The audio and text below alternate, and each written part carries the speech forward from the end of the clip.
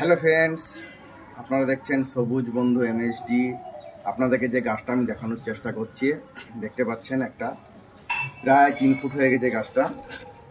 এই গাছগুলা ব্যাঙ্গালোর শহরে খুব বেশি দেখা যায়। আমি ওখানে কাজ করি, সেই জন্য আমি এই গাছের বীজ নিয়ে এসেছিলাম। বীজ নিয়ে এসে চারা তৈরি করেছি, একটা নয় অনেকই তৈরি করেছিলাম, অনেকজনকে দিয়েছি।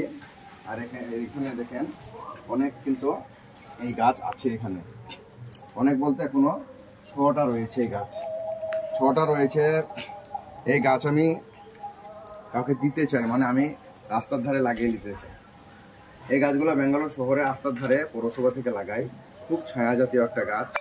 এই যে আমাদের পশ্চিমবাংলায় প্রচণ্ড গরম, এই গরমে আমাদের এলাকায় গাছ খুব কম। যদি গাছ লাগানো যায়, আমার মনোভাব অনেক গরম থেকে আমরা মুক্তি পাবো।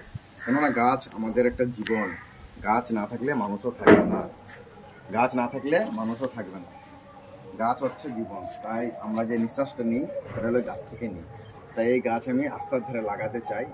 কেউ যদি আশেপাশে, আমার বাড়ি রিজিনগর, এই রিজিনগরের আশেপাশে যদি কেউ জায়গা দেখেন এবং জাফরির ব্যবস্থা করে দিতে পারেন, এই গাছগুলো আমি সেখানে লাগিয়ে দিতে পারি। আর এই গাছ কিন্তু 1 বছরের ভিতরে বড় হয়ে যাবে। এই গাছ 1 বছরের ভিতরে বড় হয়ে যাবে। আপনারা চেষ্টা করুন। আমি অনেক জায়গায় লাগিয়েছি, এখনও লাগাবো। এই যে বৃষ্টির সময় বৃষ্টি পড়ছে, এই গাছগুলো লাগালে কিন্তু এখন সেট হয়ে যাবে তাড়াতাড়ি। আর এই গাছগুলো ধরেন টবের মধ্যে, মানে গুঁড়ো প্যাকেটের মধ্যে আছে। এই গাছগুলো কিন্তু মরবে না।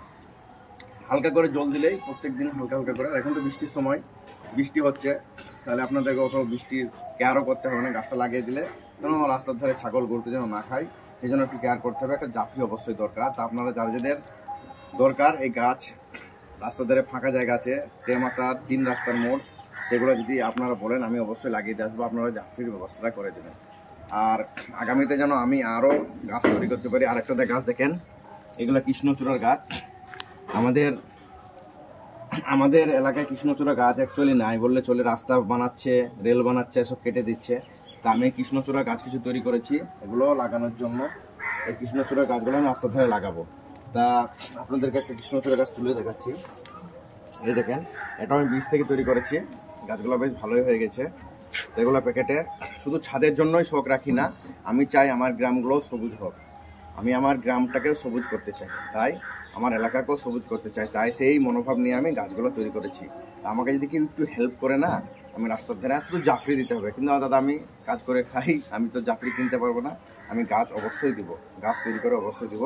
তা আপনারা জাফরির ব্যবস্থা করুন, আর আমাকে বলুন কোন জায়গায় লাগাবেন। আমি গাছগুলো দিয়ে আপনাদের লাগিয়ে দিয়ে আসবো। আর এই বর্ষার সময় আবার আমি গাছ তৈরি করব। অবশ্যই আপনারা একটু সাপোর্ট করবেন। আর আপনারা সাপোর্ট করলে আমি আগে বাড়বো। আপনাদের সাপোর্ট ছাড়া আমি আগে বাড়তে পারবো না। তাই যারা ভিডিওটা দেখছেন সকলকে আমার আন্তরিক শুভেচ্ছা ও ধন্যবাদ রইল।